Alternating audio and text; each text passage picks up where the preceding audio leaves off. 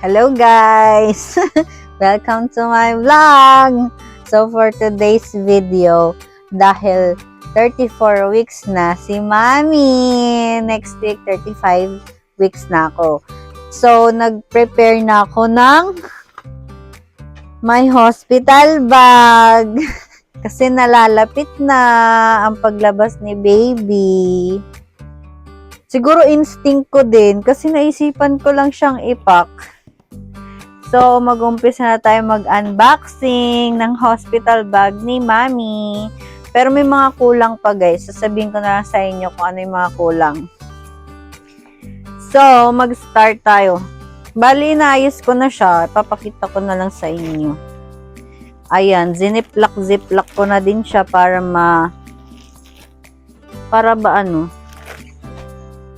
madali siyang kunin. Lalo na yung sa asawa ko, madali niya na lang kunin yung mga kailangan ko. Kasi kung hindi ko siya igaganito guys, may hirapan yung asawa ko na pili-pili pa. Eh hindi niya naman alam kung ano ang dapat kong gamitin kasi nga mga girl lalo tayo. So, ayun lang naman. Wait, tanggalin natin. So, wala na siyang laman guys. Wala siyang laman. So, ang laman ng bag ko is mag-start tayo dito. Ito at ito. At ito. So, nag-prepare ako ng 3 days, actually 4 days, plus yung going home. Sasabihin ko sa inyo mamaya. So, 3 days outfit. 3 days na isusot ko. Katulad nito. Ito yung first day ko. Ang laman niya is isang pajama, isang t-shirt, isang undies, isang medyas, isang maternity bra.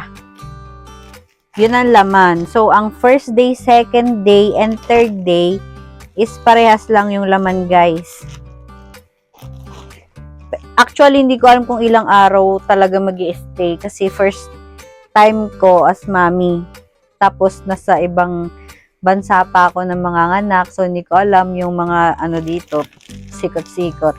Then, ito yung sinasabi kong pang 4 days na outfit ni Mami. Going home outfit. Ang going home outfit ko naman na napili is isang maternity dress, isang maternity bra, isang undies, isang medyas. Ayun lang.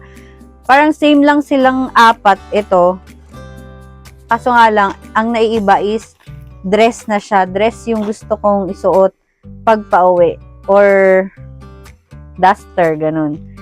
So, itong isang ziplock naman na to guys, is prepare ko lang for extra. Hindi ko alam kung magagamit or hindi. Pero ang extra na dinala ko is dalawang anong tawag na doon? Dalawang duster, tas undies, tas bra. Ayun lang yung extra na dala ko. Tapos, dito na tayo sa essential. Ang essential na dala ko lang naman guys is tissue, napkin, cotton buds, panty liner, sabon, Colgate, toothbrush. Ayun lang guys. Pero may kulang pa kasi ako eh. Wala pa ako nung adult diaper na isusuot ko after kong mga anak. And then, yung pang hugas ng Kifi na betadine. Ayun. Tapos ang kulang ko pa dito guys is shampoo and conditioner. Ayun lang naman ang kulang ko. Tapos, may dala din akong nipple cream. Nipple cream. Kasi magpapadede tayo guys paglabas ni baby. At syempre, masakit-sakit pa yon as a first time mom. So, ayun lang guys ang laman ng bag ko. Ayun lang naman ang kulang ko. Yung sinabi ko kanina. So, ilalagay na natin siya guys. Hindi ko alam kung may kulang ba ako or or sobra yung dinala ko. Pero ito ang alam kong kailangan ko kasi guys. Kaya ito yung pinak ko. Tsaka ayusin ko na siya na as by category ba yun? Tawag doon.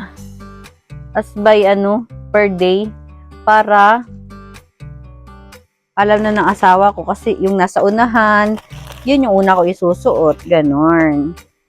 Ganon. So, lagay natin guys.